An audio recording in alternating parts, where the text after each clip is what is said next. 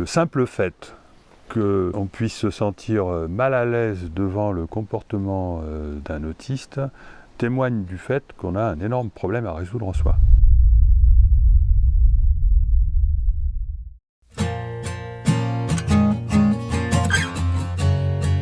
C'est votre frère, vous le ressentez.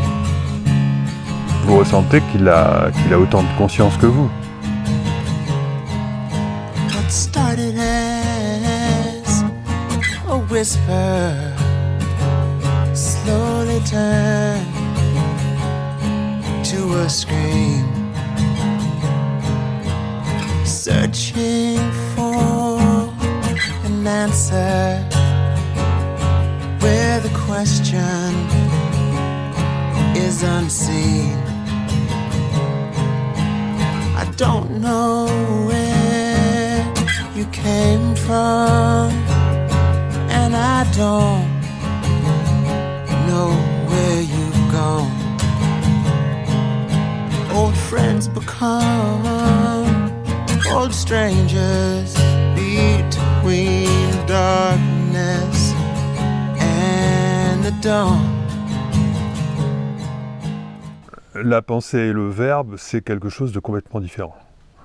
Ça n'a rien à voir. Et donc on peut parfaitement imaginer que une personne qui a exagérément développé son sens de la vision, mais au sens de la pensée, hein, c'est-à-dire c'est une vision émotionnelle des choses, peut avoir des difficultés à s'exprimer et donc à ne pas du tout développer le langage chez lui et à générer des blocages à ce niveau-là. En tout cas, il est certain que le fait d'avoir des difficultés de langage n'a rien à voir avec des difficultés au niveau de la pensée. Ce sont des choses complètement différentes. On peut être très intelligent et avoir énormément de mal à s'exprimer. Il est par nature extrêmement difficile d'expliquer des idées qui sont justement très perchées. Donc je peux parfaitement concevoir que quelqu'un qui a développé une pensée qui est très particulière parce que par exemple elle est fondée essentiellement sur l'intuition peut avoir des difficultés à s'exprimer. Ça me paraît tout à fait normal. Premier problème, la confusion entre le langage et la pensée qui fait qu'on dévalorise l'autisme par exemple. Mais deuxième problème, l'idée que la conscience soit le produit du cerveau. Et ça engendre carrément une dégénérescence sociale.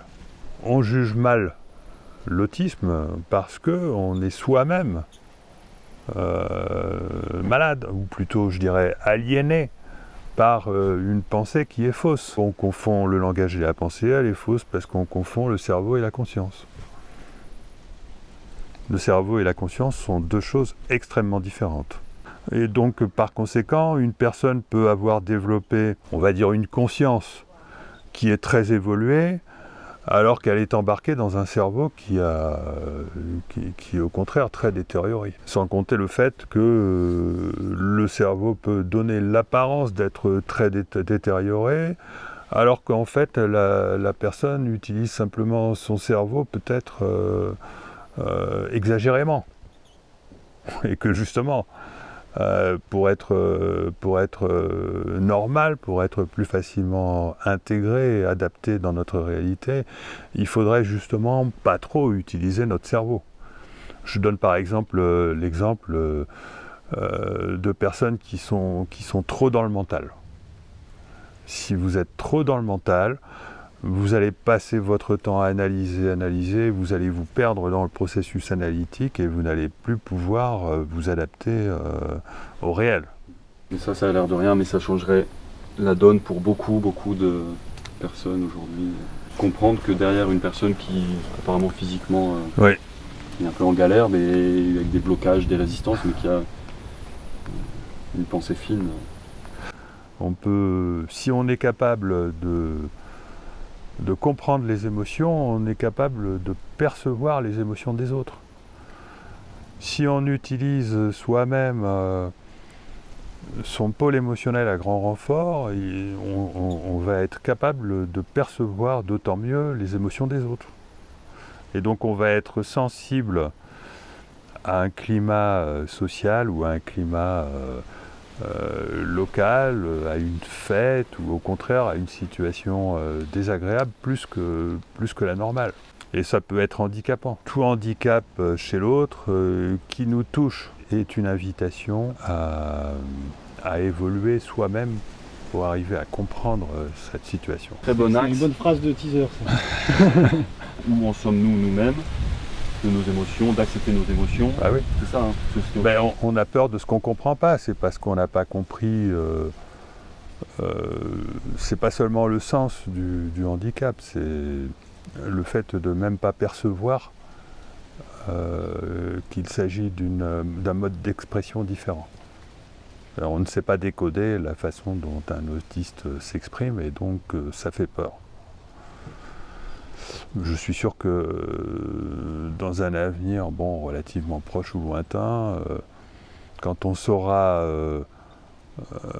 trouver le moyen d'appréhender l'autisme, cette maladie, entre guillemets, qui n'en est peut-être même pas une, va disparaître naturellement. L'autisme a une fonction humaine en ce temps difficile où l'humain n'a même pas compris ce qu'est la véritable nature de l'humain. Donc l'autisme peut aider à comprendre la véritable nature de l'humain. C'est votre frère, vous le ressentez.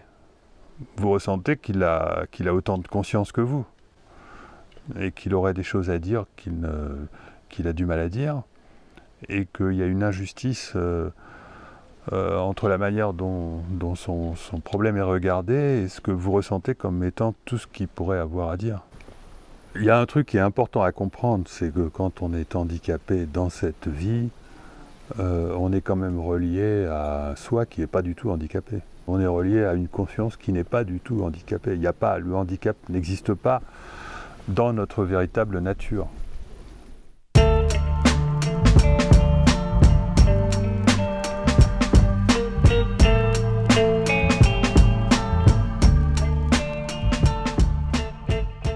Merci. On fait comme ça ? Ouais.